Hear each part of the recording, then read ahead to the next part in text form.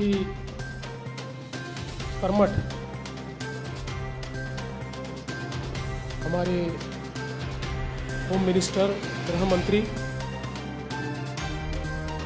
आदरणीय अमित भाई शाह,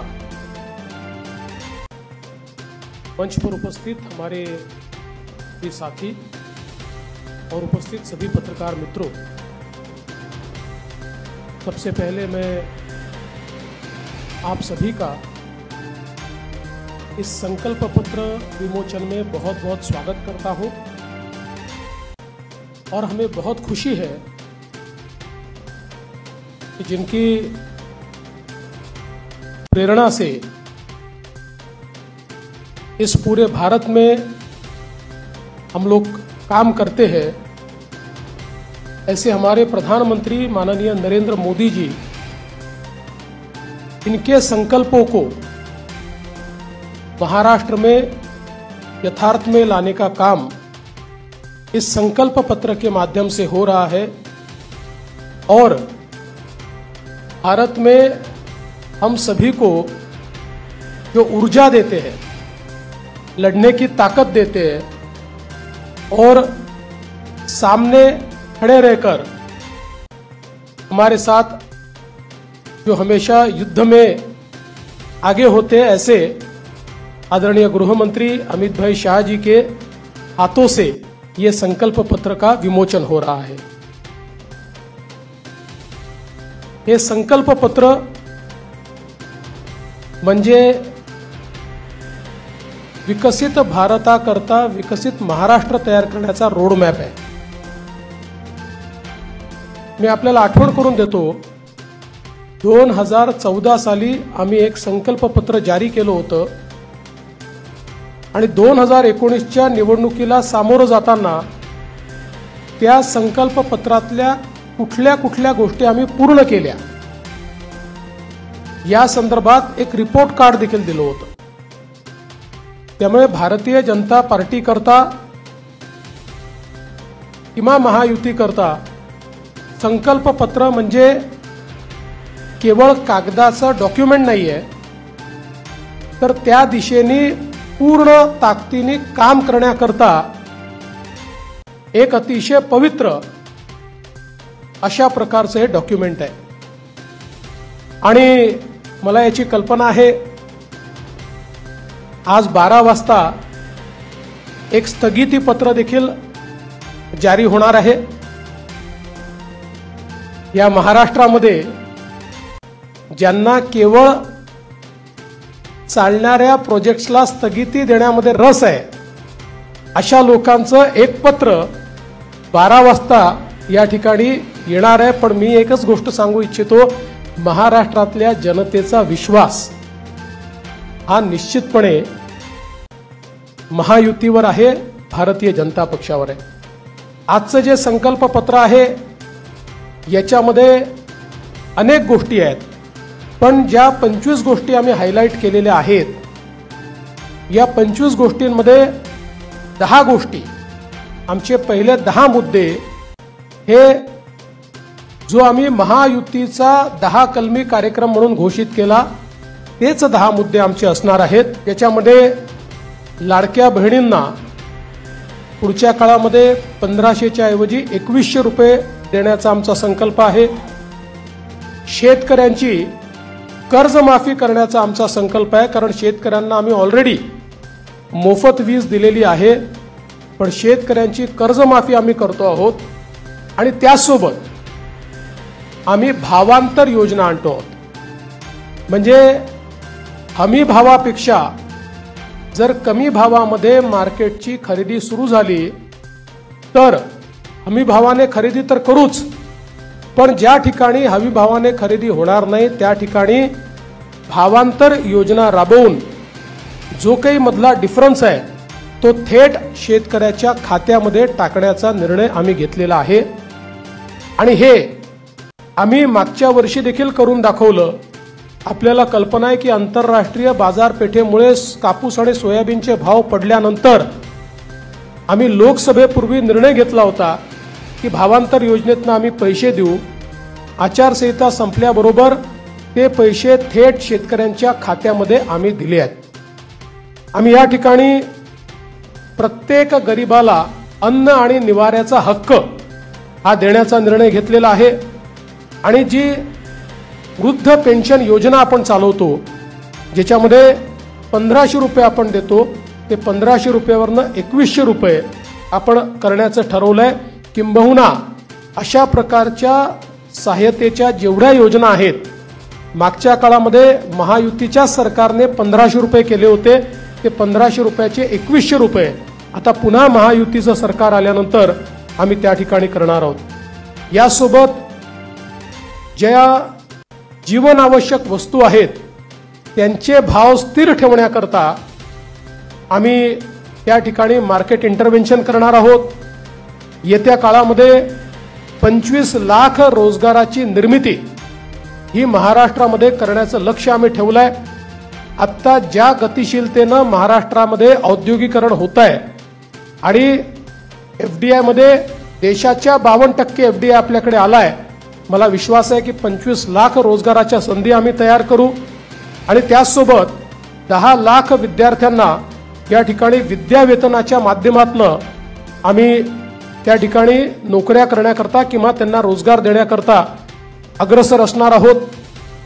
दुसरं, मागच्या 2.5 वर्षामध्ये आम्ही सरकारी नोकऱ्यांवरचा सगळा निर्बंध हटवून जवळपास 1 लाख पेक्षा जास्त, आम्ही 75,000 घोषणा केली होती पण 1 लाख पेक्षा जास्त नोकऱ्या या सरकारी क्षेत्रामध्ये त्या ठिकाणी दिलेल्या आहेत।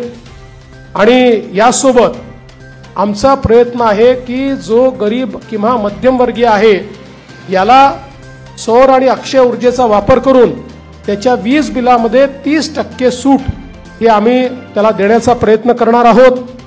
त्यासोबत सरकार स्थापनेच्या 100 दिवसामध्ये विजन महाराष्ट्र 2029 अशा प्रकारचं एक विजन डॉक्युमेंट हे आम्ही तयार करू।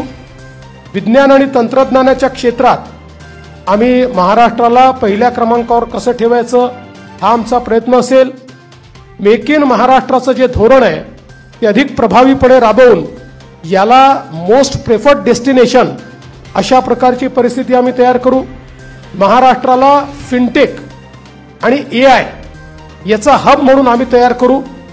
फिनटेक आणि एआय मध्ये सर्वात जास्त पुढच्या काळामध्ये रोजगाराची निर्मिती होणार आहे आणि त्याचं सर्वात मोठं केंद्र हे महाराष्ट्र असेल। यासोबत एरोनॉटिकल आणि स्पेस या क्षेत्रामध्ये उत्पादनाच्या संधी आहेत, त्या संदर्भात आमचं सरकार काम करेल। आम्ही असं ठरवलंय की शेतकरी या ठिकाणी जे काही खत खरेदी करतात त्याच्यावर जो एसजीएसटी आम्हाला मिळतो तो एसजीएसटी आम्ही शेतकऱ्यांना परत करणार आहोत।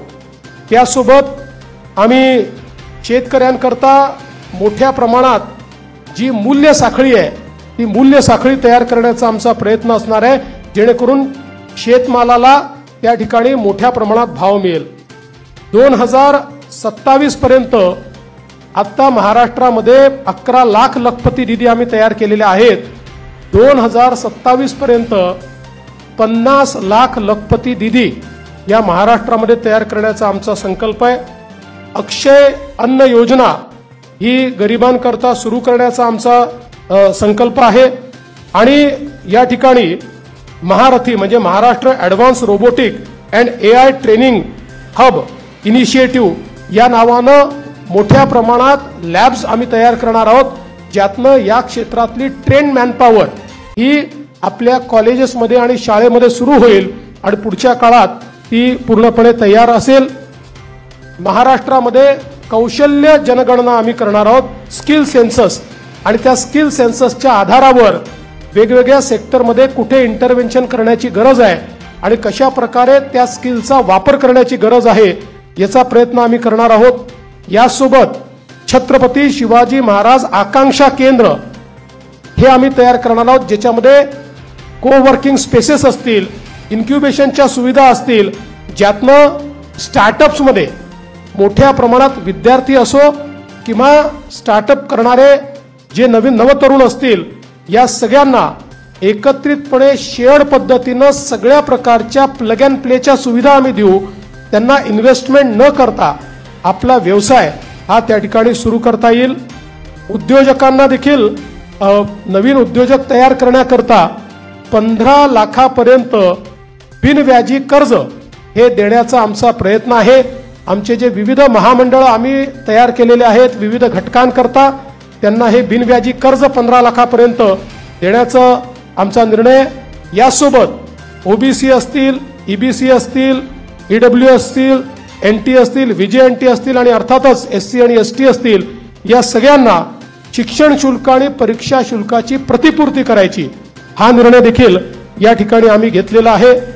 युवांमध्ये मोठ्या प्रमाणात फिटनेस असला पाहिजे या दृष्टीनं स्वामी विवेकानंद युवा आरोग्य आणि फिटनेस कार्ड आम्ही तयार करणार आहोत आणि युवांच्या फिटनेस करता एक मोठी मोहीम हातामध्ये घेऊन क्रीडा क्षेत्रामध्ये आणि फिटनेसच्या क्षेत्रामध्ये मोठ्या प्रमाणात संधी उपलब्ध करून देण्याचा आमचा प्रयत्न आहे। गडकिल्ल्यांच्या विकासाकरता प्राधिकरण हे तयार करण्याचा आमचा मानस आहे। मागच्या काळात काही गडकिल्ल्यांकरता आपण केला, पण सर्व गडकिल्ल्यांचं संवर्धन करणारं एक प्राधिकरण हे या ठिकाणी आम्ही तयार करणार आहोत आणि ज्येष्ठ नागरिकांना प्राधान्य देण्याच्या दृष्टीनं एक ज्येष्ठ नागरिकांसाठी विविध सेवा देणारं धोरण, आज आपल्याकडे आपण अनेक सेवा देतो पण त्या सगळ्या ज्या सेवा आहेत या सेवांचं एक एकत्रित धोरण हे तयार करण्याचा आमचा प्रयत्न आहे। एकूणच जर आपण विचार केला तर प्रधानमंत्री महोदयांनी आपल्याला जो काही संदेश या ठिकाणी दिलाय की गरीब, शेतकरी, महिला आणि युवा हे जे 4 घटक आहेत जे विकसित भारत तयार करणार आहेत, या 4 घटकांना समोर ठेवून आणि त्यांच्यासोबत सिनियर सिटीजन्सला सोबत ठेवून सर्व जाती धर्माचे लोक हे या ठिकाणी आमच्या योजनांमुळे लाभान्वित होतील अशा प्रकारचं एक संकल्पपत्र तयार केलंय। जे मूळ आमचं डॉक्युमेंट आहे याच्यामध्ये सगळ्या क्षेत्रांचा रोडमॅप देखील आम्ही दिलेला आहे। त्या क्षेत्रांमध्ये काय होणार आहे हे देखील आम्ही सांगितलेलं आहे।